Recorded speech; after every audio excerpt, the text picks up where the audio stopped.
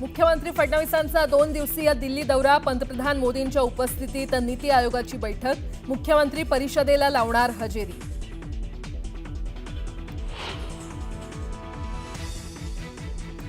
सप्टेंबर-ऑक्टोबरमध्ये पालिका निवडणुका होणार, मुख्यमंत्री देवेंद्र फडणवीसांचं वक्तव्य. भाजप कार्यकर्त्यांना कामाला लागण्याचे मुख्यमंत्र्यांचे आदेश.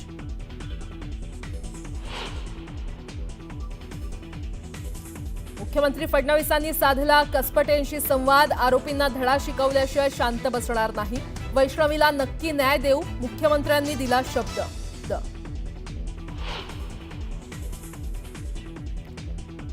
उपमुख्यमंत्री अजित पवारांनी घेतली कसपटे कुटुंबाची भेट, आरोपींविरोधात कठोरात कठोर कारवाईचं आश्वासन, तर निलेश चव्हाणलाही लवकरात लवकर शोधणार. महाराष्ट्र, गोवा आणि कर्नाटकमध्ये मुसळधार पावसाचा इशारा, हवामान खात्यानं वर्तवला अंदाज, नागरिकांना सतर्क राहण्याचं आवाहन. पाकिस्तानच्या विमानांसाठी भारताचं हवाई क्षेत्र 23 जूनपर्यंत बंद, पाकिस्तानसाठी हवाई क्षेत्र बंद ठेवण्याचा भारताचा निर्णय.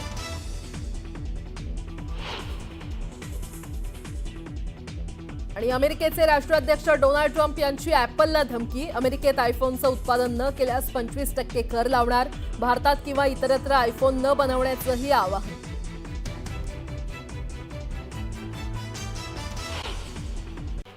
शिवसेनेनं मुंबई महापालिका निवडणुकीवर लक्ष केंद्रित केलं असून माजी नगरसेवकांना निवडणुकीपूर्वी विकास कामं करून घेण्यासाठी निधी उपलब्ध करून घेण्याची तयारी केली आहे. पालिकेच्या माध्यमातून 2 कोटींपर्यंतची कामं तसंच नगरविकास विभाग, डीपीडीसी आणि म्हाडामार्फत देखील निधी उपलब्ध करून देण्याचं आश्वासन नगरसेवकांना देण्यात आलं.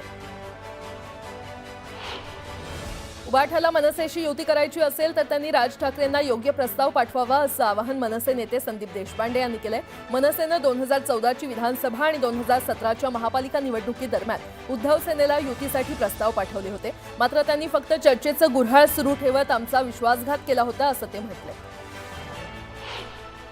अतिदुर्गम भागात नव्यानं 38 अंगणवाड्या सुरू करण्यास मान्यता देण्यात आलेली आहे. यापूर्वी मान्यता दिलेल्या 145 अंगणवाड्या बांधून पूर्ण झालेल्या आहेत. या अंगणवाड्यांना आता त्वरित पोषण आहार आणि प्राथमिक आरोग्य सेवा मिळणार, अशी मोठी घोषणा अदिती तटकरे यांनी केली आहे.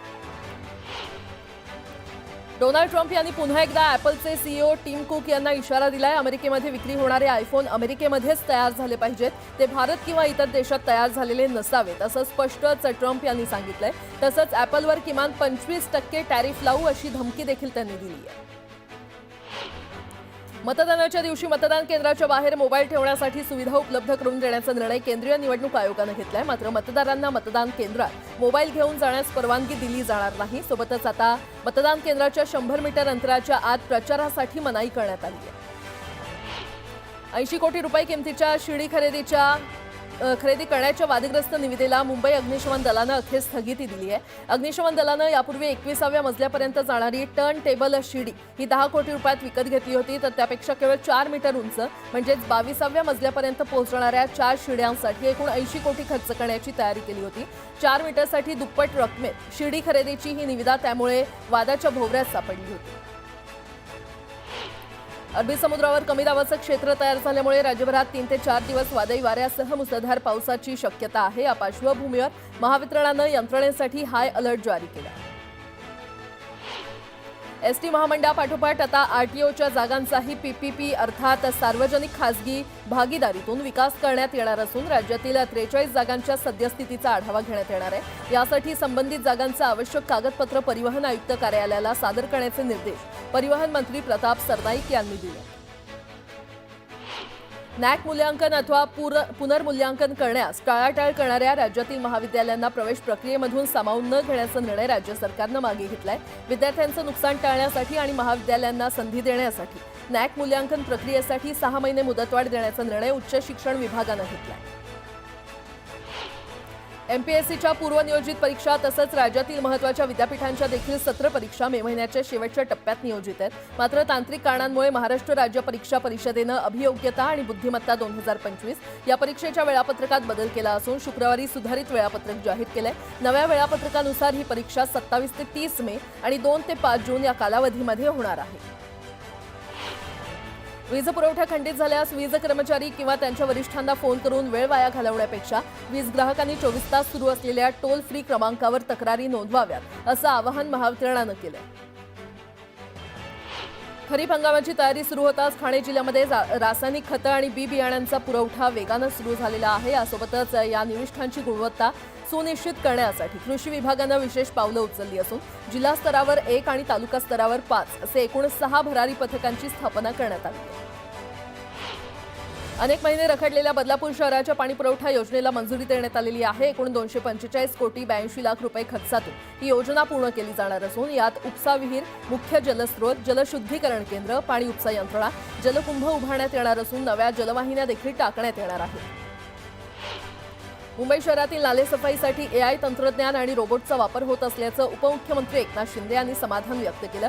तर ही कामं 7 जूनपर्यंत पूर्ण करण्याचे निर्देश देखील त्यांनी दिले.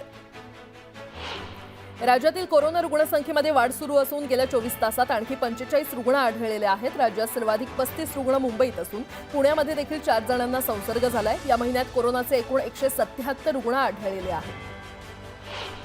पूर्व मध्य अरबी समुद्रात कोकण किनारपट्टीवर ठळक कमी दाब क्षेत्राची निर्मिती झालेली आहे आणि याचबरोबर वाऱ्याची चक्राकार स्थिती आहे. याचाच परिणाम म्हणून कोकणासह दक्षिण, पश्चिम आणि मध्य महाराष्ट्रात पुढील 4 ते 5 दिवस संततधार पावसाचा अंदाज हवामान खात्यानं वर्तवलाय. एकीकडे कमी पट्ट्याच्या काळावरून शाळांचं समायोजन करण्याचे प्रयत्न सुरू आहेत तर दुसरीकडे महाराष्ट्रातील तब्बल 8,213 गावांमध्ये अजूनही साधं प्राथमिक शिक्षण देणारी शाळा पोहोचलेलीच नाहीये. मुंबई विद्यापीठानं पदवी अभ्यासक्रमांच्या प्रवेश प्रक्रियेला मुदतवाढ दिली असून आता विद्यार्थ्यांना 26 मे पर्यंत ऑनलाईन नाव नोंदणी करता येणार आहे. या अभ्यासक्रमासाठी पहिली गुणवत्ता यादी 27 मे रोजी जाहीर केली जाणार आहे तर 13 जूनपासून नियमित वर्गांना सुरुवात होणार आहे.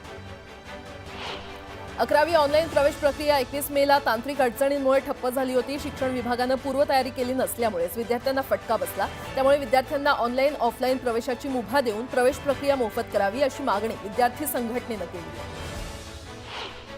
ठाण्याहून बोरिवली आणि वसईच्या दिशेनं जाणाऱ्या घोडबंदर रोडवर शुक्रवारी सकाळी वाहतूक कोंडी झाली होती. घोडबंदर रस्त्यावर मोठी वाहनं आणि रस्ते कामांमुळे वाहतूक कोंडी झाली होती.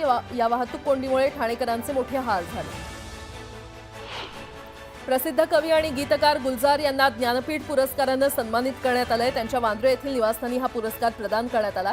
भारतातील हा सर्वोच्च साहित्य सन्मान आहे.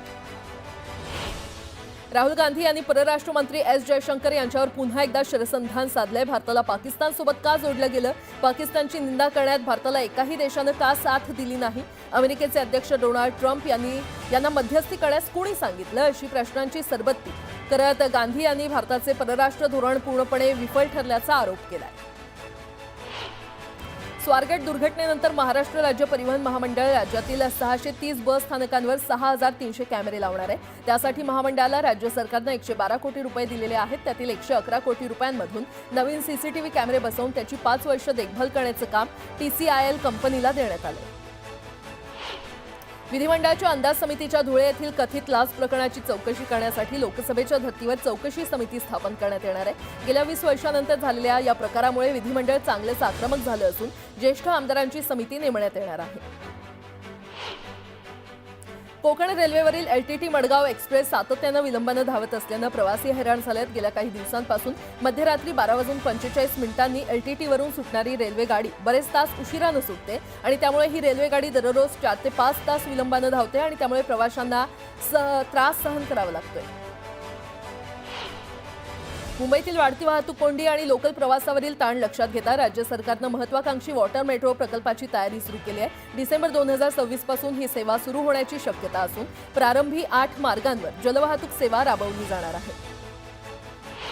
मध्य रेल्वेच्या दक्षता पथकानं प्रवासी आरक्षण केंद्र मलकापूर येथून 2 दलालांना अटक केली आहे. त्यांच्याकडून 10 लाख रुपयांहून अधिक किमतीची 182 रेल्वे तिकीटं जप्त केली आहे.